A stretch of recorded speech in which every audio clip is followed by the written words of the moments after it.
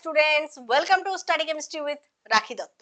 আজকে চলে এসেছি খুব গুরুত্বপূর্ণ কয়েকটা কথা বলতে। বেশিক্ষণ সময় নেব না, 5 থেকে 7 মিনিট। দেখো, যারা ক্লাস 11 থেকে ক্লাস 12-এ উঠলে তাদেরকে আগেই সাবধান করতে চাইছি।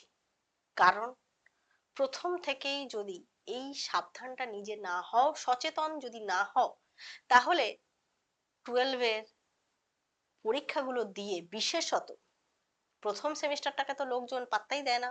গোল্লা পাকিয়ে চলে আসবো, হল ম্যানেজ করে নেবো, এইসব মেন্টালিটির লোকজন ভুরি ভুরি রয়েছে। সবাই নয়, যারা সিরিয়াস তাদের জন্য বলছি না। কিন্তু দ্বিতীয় সেমিস্টারে বাবু লিখতে হবে, উত্তর গুছিয়ে লিখতে হবে। আর এইবারে যে পরীক্ষার প্রশ্নটা সেমিস্টার 4-এর কেমিস্ট্রি, আমি তো কেমিস্ট্রির কথা বলবো, বাট অ্যাকচুয়ালি কিন্তু সমস্ত সাবজেক্টের ক্ষেত্রেই আমার কথাগুলো প্রযোজ্য। যদি তুমি কোয়েশ্চেন পেপার অ্যানালিসিস করো তাহলে বুঝতে পারবে যে পুরো বছরটা কতটা গুরুত্বপূর্ণ তোমার স্টাডির জন্য। হাফ হয়ে গেছে, 6 মাস হয়ে গেছে, নম্বর হাফ হয়ে গেছে, 35 হয়ে গেছে। প্রথমটাতে তো গোল্লা পাকিয়েই 35-এর পরীক্ষা হয়ে যাচ্ছে, নিজে না পড়লেও অনেক নম্বর উঠে আসছে। না, এই সমস্ত ভুলগুলো প্রথম থেকে করো না। কনসেপ্ট ভেরি ইম্পর্টেন্ট, আগেও ছিল, আজও আছে, আগামীতেও থাকবে। এটা আমি সব সময় বলে এসেছি। বলে বলে বলে বলে মুখ ব্যথা হয়ে গেছে। যারা বোঝার বুঝেছে, কিন্তু ম্যাক্সিমাম লোকজনেরই এটা টেন্ডেন্সি থেকেছে যে যারা বিশেষত কম্পিটিটিভের দিকে যাওয়ার কোনো ইচ্ছা নেই, ঠিক আছে, নাও থাকতে পারে, শুধু বোর্ড এক্সাম দেব, কয়েকটা প্রশ্ন বাছাই করা করব, বছরের পর বছর যেগুলো আসছে মোটামুটি এই ধরো এই সালে যেটা এসছে পরের বছর বাদ দিয়ে তার পরের বছর সেটাই আবার একটু কমন এসে যাবে, বা একই ধরনের প্রশ্ন পর এইরকমই তো কমন পেয়ে যাব। হ্যাঁ, কমন পেতেই পারো, কিন্তু নাও পেতে পারো। কিন্তু কনসেপ্ট না জানলে তুমি উত্তর করতে পারবে না। এইবারের সেমিস্টারের প্রশ্ন, বিশেষত আমি যদি কেমিস্ট্রির কথা বলি, কারণ আমার সাবজেক্ট কেমিস্ট্রি, আমি এটা নিয়েই বেশি অ্যানালিসিস করতে পারবো, তাই এটার জন্য বলছি প্রথম থেকেই তোমার কনসেপ্টে জোর দিতে হবে। যারা সবে ক্লাস 11 শুরু করছো তাদের তো আমি সাবধান করেই দিয়েছি যে দেখো, ক্লাস 11 থেকেই যদি সব ঠিকঠাক থাকে তো কোনো নো চাপ, চাপের কোনো দরকার নেই। আমি চাপ দিতে আসিনি এখানে, চাপ রিলিজ করাতে এসেছি। কিন্তু 11টা বরবাদ হয়ে যাওয়ার পরে 12-এ এসে শুধুমাত্র বোর্ড এক্সামে পাশ করে চলে যাব, তাও ফাঁকিবাজি করে, এটা ভাবলে কিন্তু হবে না। তাই সেমিস্টার হোক, 35 নম্বর হোক, সবটাই কিন্তু সমানভাবে গুরুত্ব দিয়ে পড়তে হবে। যতই তুমি কম্পিটিটিভ না দাও, শুধু বোর্ড এক্সামের প্রিপারেশন নাও। ইয়েস, এটাই আমি বলতে এসেছি। বোর্ড এক্সাম মানে তাকে তুমি কম গুরুত্ব দেবে, এটা একেবারেই নয়। তো মূল টপিকে চলে আসি। ক্লাস 12 শুরুর আগে 11-এর এই অধ্যায়গুলো অবশ্যই ঝালিয়ে নেবে। কেমিস্ট্রির ক্ষেত্রে আমি বলতে এসেছি, দেখো, প্রথম কথা বলেই দিলাম আমি যে 12-এ ঠিকঠাক ভাবে পড়াশোনা করতে হবে, কনসেপ্টে জোর দিতে হবে, তারপরে তুমি পিওয়াইকিউ করবে, তারপরে তুমি আরো প্রশ্নোত্তর প্র্যাকটিস করবে, সেমিস্টার 3-এর জন্য তুমি এমসিকিউ প্র্যাকটিস করবে, কিন্তু লেখার অভ্যেস ছাড়বে না। আর সেমিস্টার 4-এর এক্সাম তো লিখে লিখেই হবে, তাই লেখার অভ্যেস প্রথম থেকেই কিন্তু সঙ্গে নিয়ে চলতে হবে। এবারে এই হচ্ছে সেমিস্টার 3 and 4-এর কেমিস্ট্রির যে যে চ্যাপ্টার গুলো রয়েছে, এখানে লিখে রেখেছি।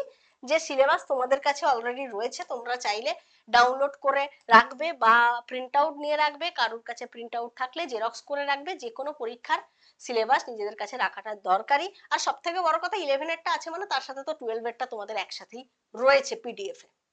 তো দেখো, এবার 11-এর কোন কোন চ্যাপ্টার গুলো তোমাদেরকে দেখে নিতে হবে। যদি কোথাও তোমার ব্যাকলগ হোক, গ্যাপ হোক, কনসেপ্টে খামতি হোক, যেটাই বলো, তোমার যেখানে গাফিলতি রয়েছে সেই জায়গাটা পূরণ করার জন্য 12 অলরেডি তোমরা শুরু করে দিয়েছো বা করছো, কিন্তু এই সময়টাও অনেকটাই সময় এখনো তোমরা পাচ্ছ, যে সবে সবে শুরু হচ্ছে, এখনো সেই অর্থে চাপ আসেনি।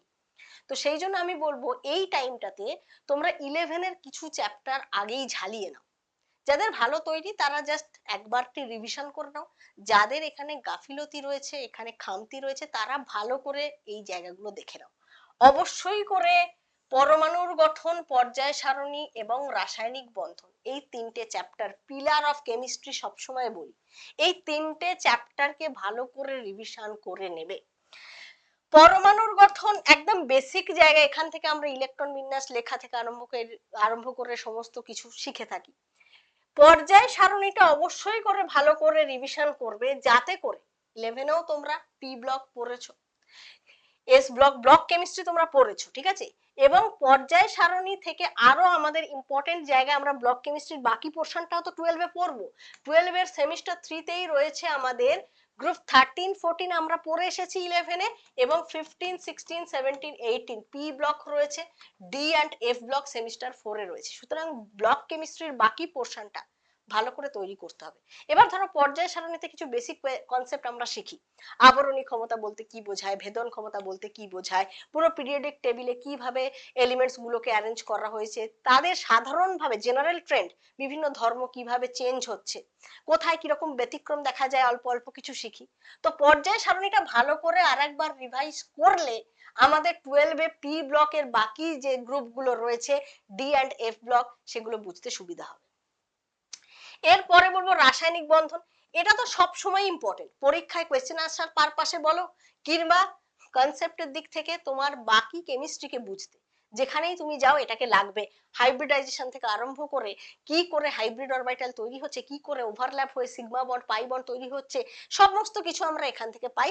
তো এই তিনটে চ্যাপ্টারকে অবশ্যই করে মাস্ট রিভাইজ, অবশ্যই করে আরো একবার রিভিশন করবে, আর তৈরি না থাকলে তো করতেই হবে, ঠিক। নেক্সট আমি বলবো, দেখো অর্গানিকে আমরা জিওসি পড়েছি 11 এ, সেই জেনারেল অর্গানিক কেমিস্ট্রি অর্থাৎ জৈব রসায়নের প্রাথমিক ধারণাকে ভালো করে রিভিশন করতে হবে। কারণ এই জায়গাটা যদি কোনোভাবে গ্যাপ তৈরি হয়, তাহলে এই 11 এ তোমরা আরেকটা অর্গানিকের চ্যাপ্টার পড়েছো হাইড্রোকার্বন, সেখানে রিয়াকশন রয়েছে, সেখানে অ্যারোমেটিক হাইড্রোকার্বন, অ্যারোমেটিসিটি বলতে কি বোঝায়, ওরিয়েন্টেশন সব রয়েছে, সেখানেও কনসেপ্টের ব্যাপার আছে, কিন্তু মূল কনসেপ্ট এই চ্যাপ্টারে রয়েছে। তাই সেখানকার রিয়াকশন গুলো তুমি পরে একবার রিভিশন করলে হয়ে যাবে, বা অনেক রিয়াকশন তুমি কমন পাবেই 12 এ গিয়ে, ঠিক আছে। অনেক রিয়াকশন যখন আমরা ফুল একটা কনভার্সন করতে দেবো, সেখানে অনেক কিছু 11 এ করে এসেছি এরকম পাবো। কিন্তু এই জিওসিকে ভালো করে রিভিশন করতে হবে, কারণ 12 এ একদম তাগড়াই অর্গানিকের ম্যাক্সিমাম পোর্শনটা রয়েছে, hello alkane, hello arene, alcohol, phenol, ether semester 3 তে, এবং অ্যালডিহাইড, কিটোন, কার্বক্সিলিক অ্যাসিড আর নাইট্রোজেন ঘটিত জৈব যৌগ সেমিস্টার 4। ক্লিয়ার।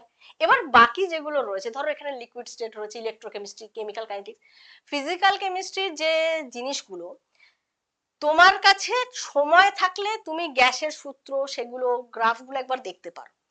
একদম ডাইরেক্টলি খুব বেশি দরকার সেরকম নয়, তবে কিছু জিনিস সমস্ত জায়গাতেই কোনো না কোনো জায়গায় কোনো না কোনো ভাবে আমাদের লেগে যায়, কিছু এমন ফর্মুলা রয়েছে। তো তবে সেগুলো দেখতে পারলে ভালো, নইলে আমরা যখন এখানে পড়বো সেগুলো হয়ে যাবে। যেমন ইলেকট্রোকেমিস্ট্রি পড়তে গিয়ে তুমি রেডক্সের সঙ্গে রিলেট করতে পারবে, রেডক্সে যেরকম আমরা জারণ কাকে বলে, বিজারণ কাকে বলে, বিজারক দ্রব্য, তুল্যাঙ্ক ভার এগুলো পড়েছি, সেই জিনিসগুলো আবার আমরা ইলেকট্রোকেমিস্ট্রিতে কিন্তু ছুঁয়ে যাব। তবে রেডক্স তুমি যদি আবার রিভিশন নাও করো, ইলেকট্রোকেমিস্ট্রিতে গিয়ে আমরা সেই ইন্ট্রোটা দিয়ে দিচ্ছি, ওখানে অসুবিধা হবে না। কিন্তু অসুবিধা হবে এই চারটে জায়গায় যদি কোনোভাবে তোমার গ্যাপ থাকে। তাই আমি বাকি অন্য কোনো চ্যাপ্টার এখানে লিখছি না, লেখার দরকারও নেই। যা যা রয়েছে কোয়ার্ডিনেশনে গিয়ে আমরা অনেক নতুন নতুন জিনিস শিখবো, অনেক ক্রিস্টাল ফিল্ড থিওরি বা কিভাবে সিএফএসি ক্যালকুলেশন, সেগুলো আমরা ওখানেই শিখে নিতে পারবো, কোনো অসুবিধা নেই। বাকি যদি বলো এখানে ডি অরবিটালে যে 5টা ডি অরবিটালে কিরকম শেপ হয়, সেই ব্যাপারগুলো তো আমরা অ্যাটমিক স্ট্রাকচার পড়লেই কক্ষক সমূহের আকৃতি ওখানে পেয়ে যাচ্ছি।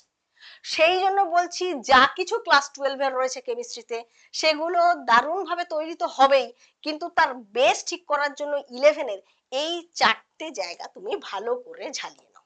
কোন কোন চারটে? অ্যাটমিক স্ট্রাকচার, পিরিয়ডিক টেবিল বা পিরিয়ডিক ক্লাসিফিকেশন, আর হচ্ছে কেমিক্যাল বন্ডিং রাসায়নিক বন্ধন, আর জেনারেল অর্গানিক কেমিস্ট্রি। ব্যাস, নিশ্চিন্ত। এই চারটে চ্যাপ্টার তুমি একবার দেখে নিলে মানে এবার তুমি একদম জোর কদমে 12 এর ক্লাসগুলো করতে পারো। আর প্লাস যারা আমার কাছে ক্লাস করছো, আলাদা করে বলার নেই, আমি এমনিতেও যা কিছু আগের দরকার হয়, আমি যখন ব্যাচ লঞ্চ করেছি অনেকে আমাকে জিজ্ঞেস করেছে ম্যাম যদি এই জায়গায় খামতি থাকে, যদি জিওসি তে খামতি থাকে হবে তো, আমি যখন কোনো ক্লাস করাই তার বেসিকে যা যা লাগে আগেকার আমি সবটা ডিটেলসে বলে দিই, কোনো চাপ নেই। তবু নিজেদের তাগিদে যদি তোমরা এগুলো একবার ওয়ান শট দেখে হোক, বা যে জায়গাটা তোমার বেশি করে আটকাতো আগে বুঝতে পারতে না, সেগুলো যদি একবার দেখে নাও, তাহলে তোমাদের নিজেদের অনেক সুবিধা হবে। একদম ক্লাসেই তুমি ডাইরেক্টলি জিনিসগুলোকে সহজে বুঝে নিতে পারবে। ঠিক আছে, বাকি ক্লাস 12 কেমিস্ট্রি ক্লাস শুরু হয়ে যাচ্ছে নেক্সট উইকেই, চাপ নেওয়ার কিছু নেই, আমি তো আছি। যতটুকু পারো 11-এর এগুলো ঝালিয়ে নাও, বাকি চাপ নেওয়ার দরকার নেই, আমি সঙ্গে আছি। ঠিক আছে, দেখা হবে ক্লাসে। ভালো থেকো, সুস্থ থেকো, take care, thank you very much. যারা যারা এখনো ব্যাচ নাওনি তারা প্লে স্টোর থেকে রাখি ম্যাম কেমিস্ট্রি অ্যাপ ডাউনলোড করে রেজিস্টার করে নেবে, এবং সেখানে ক্লাস 12 এর জন্য সেমিস্টার 3 এর জন্য যে ব্যাচ রয়েছে প্ল্যাটিনাম ব্যাচ অফার চলছে, সেই ব্যাচে জয়েন হয়ে যাবে। ক্লাস শুরু হয়ে যাচ্ছে 12 তারিখ থেকে। ঠিক আছে, দেখা হচ্ছে ব্যাচে। Thank you.